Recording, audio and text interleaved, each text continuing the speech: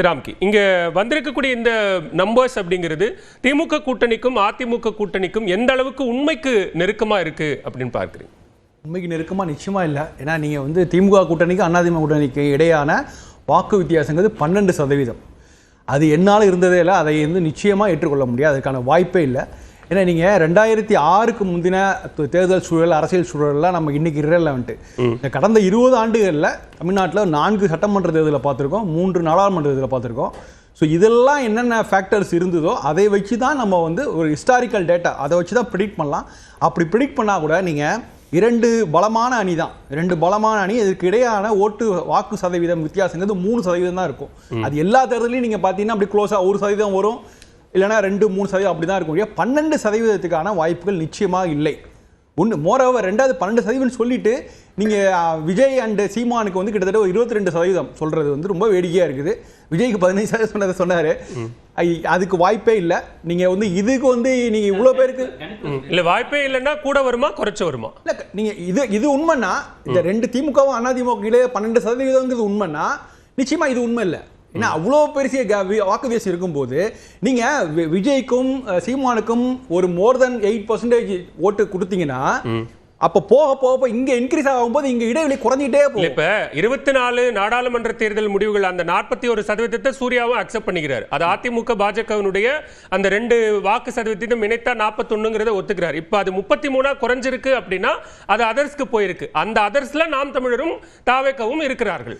நாடாளுமன்ற தேர்தலை இன்னைக்கு இல்லை, நாளை 2029 தேர்தல் நாடாளுமன்ற தேர்தல் கூட என்னால் கணி சொல்ல முடியும். ஒன்றும் பெரிய விஷயமே கிடையாதுங்க.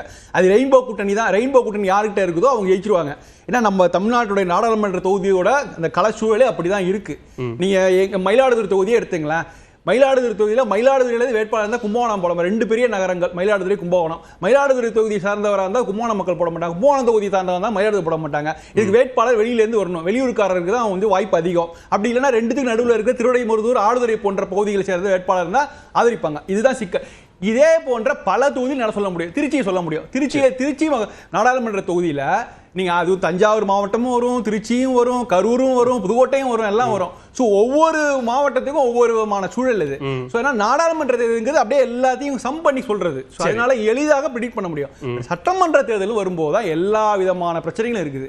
அங்கதான் இப்ப அதுதான் ஜீவா என்ன சொல்றாருன்னா, அது நாடாளுமன்றம் சட்டமன்றம்னு இல்ல, உள்ளூர் முகங்கள்னு ஒண்ணு இருக்கு. அந்த உள்ளூர் முகங்களுக்கான அந்த செல்வாக்கு தான் அவர்களை அந்த கட்சியை நோக்கி வாக்களிக்க வைக்கும் அப்படிங்கிறாரு. ஆமா, நீங்க சட்டமன்ற தொகுதி உள்ள போயிட்டு அங்கேயும் ஒவ்வொரு பிளாக்கா பிரிஞ்சு தான் இருக்குது. தமிழ்நாட்டில் அந்த பிடி பிளாக், பஞ்சாயத்து யூனியன் இந்த பிளாக் டெவலப்மெண்ட் சொல்லும்போது, பிடிஓ சொல்லும்போது அது மாதிரி ஒவ்வொன்றும் தனித்தனியாக பிளாக்காக தான் பிரிஞ்சு இருக்குது.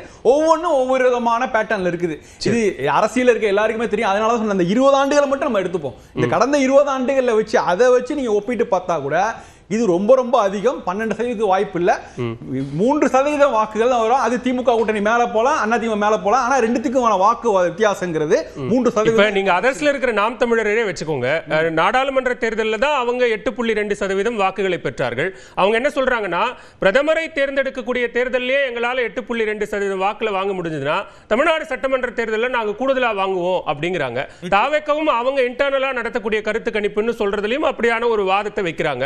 அப்படி பார்க்கும்போது அதர்ஸ்ல இருக்கிற அந்த நம்பரை நீங்க ஒட்டுமொத்தமா புறக்கணிச்சிட முடியுமா? நான் புறக்கணிக்கல. ஆனா சீமானுக்கு நிச்சயமாக சென்ற தேர்தலை விட அதிகமாக கிடைக்கிறது வாய்ப்பே இல்லை. அவருக்கு சக கடுமையான போட்டியாளர் தாவேகா விஜய். அப்படிங்கும் போது சென்ற தேர்தலை விட இன்னைக்கு அதிகமா வருவதற்கான வாய்ப்பே இல்லை. அது எல்லாரும் ஒப்புக்கொள்வாங்க, ஒன்றும் சந்தேகமே இல்லை.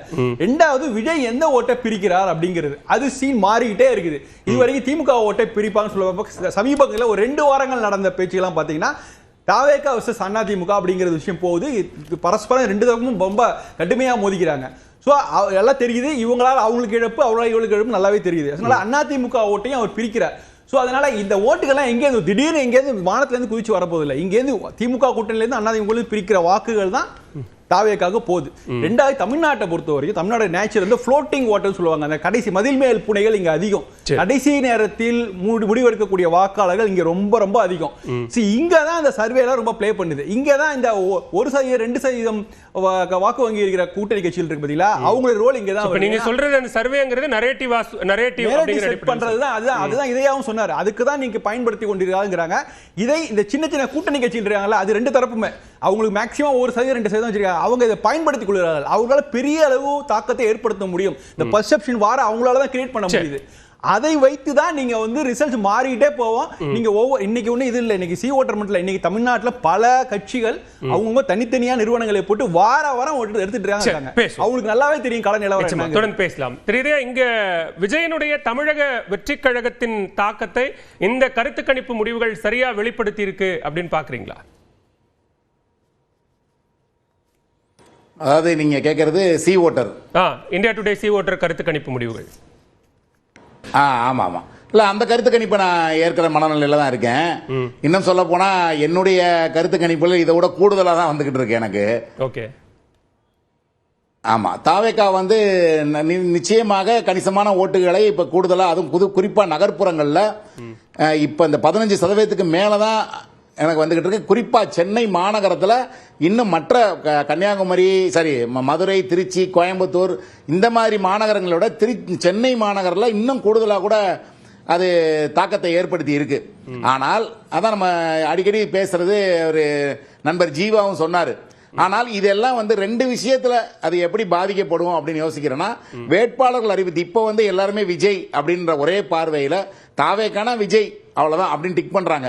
அவர் என்னதான் வந்து மதுரை கிழக்கில் விஜய், சென்னை பெரம்பூரில் விஜய், வேளச்சேரியில் விஜய் இந்த மாதிரிலாம் பிரச்சாரம் பண்ணா கூட கடைசியா வேட்பாளர்னு வரும்போது நீங்க அந்த வேட்பாளருடைய வெறும் அவர் ஒரு அறிமுகம் இல்லாத வேட்பாளர் அப்படிங்கறதை தாண்டி அவர் என்ன கம்யூனிட்டி, ஏன்னா விஜய் வந்து கேஸ்ட் நியூட்ரல். நீங்க அவரை வந்து ஒரு மதம் பார்த்தோ ஜாதி பார்த்தோ அவருக்கு இவ்வளவு ஆதரவு கூடல. அவரை பொறுத்தல அவர் நியூட்ரலா பாக்குறாங்க.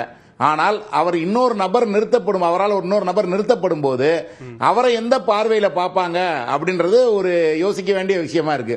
அப்ப அவருக்கு அவர் பின்னணியில் இருக்க அவருடைய ஜாதி என்ன, அவருடைய பழைய லைஃப், அவருடைய ட்ராக் ரெக்கார்டு என்ன, இதுக்கு முன்னாடி என்ன பண்ணிருக்காரு, வேற வேற கட்சியில இருந்துட்டு இங்க வந்திருக்காரா, இல்ல புதுசா ஃப்ரெஷ்ஷா வந்திருக்காரா, வந்தாலும் அவர் வந்து இந்த மாதிரி ஒருவேளை ரசிகர் மன்றமா இருந்து போய் தியேட்டர்ல சீட்டை கிழிக்கிறது, ரோட்டை மறிச்சு வெடி போடுறது, இந்த மாதிரி உள்ள பட்டாசு தியேட்டருக்குள்ள ஏசி தியேட்டருக்குள்ள பட்டாசு போடுறது, இந்த மாதிரியான விஷயங்கள் எல்லாம் அவர் கலந்துருக்காரா இல்லையா, அவரை பார்த்து மக்கள் பயப்படுறாங்களா, இல்ல இந்த ட்ரெயின்ல பட்டாக்கத்தியை இழுத்துட்டு போன மாதிரியான ஒரு நபரா, இந்த மாதிரியான விஷயங்கள்லாம் அவருடைய பார்வையில வரும். நம்ம இப்பயே வந்து பல இதுல வந்து கிரைம் ரெக்கார்டையும் நம்ம இதுல மற்ற கட்சிகளும் கிரைம் ரெக்கார்டில் உள்ள நபர்களே போட்டாலும் கூட விஜய்க்கு வரும்போது அவர் வந்து ஒரு மாற்றத்தை தருவார் அப்படின்னு பாக்குறாங்க. அப்ப அவருடைய வேட்பாளர்கள் எல்லாம் இன்னும் வந்து ஃப்ரெஷ்ஷா எஜுகேட்டடா படிச்சவங்களா ஒரு பண்பாளர்களா எதிர்பார்ப்பாங்க இன்னைக்கு அவருக்காக வாக்களிக்க முற்படுகிறவர்கள்.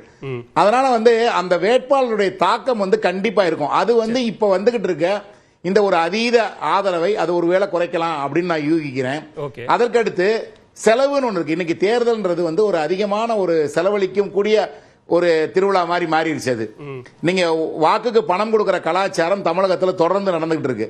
அப்ப நீங்க வந்து ஒரு யங்ஸ்டர், நீங்க நிறைய நம்ம இன்ஸ்டாகிராம் இதெல்லாம் பார்த்திருப்போம், சமூக வலைதளங்கள்ல நீங்க 3000 ரூபாய் கொடுத்தாலும் நாங்க வாங்கிட்டு விஜய்க்கு போடுவோம், கரும்பு கொடுத்தாலும் வாங்கிட்டு விஜய்க்கு கொடுப்போம் போடுவோம் அப்படின்னு சொல்ற ஒரு செக்டார், ஒரு வெறித்தனமான இளைஞர்கள் ஒரு பக்கம் இருந்தாலும் அது வந்து குறைவான சதவீதம் தான் இருக்கும். அது 10க்கும் கீழே தான் அந்த வெறித்தனமான ஒரு சதவீதமா இருக்கும். அது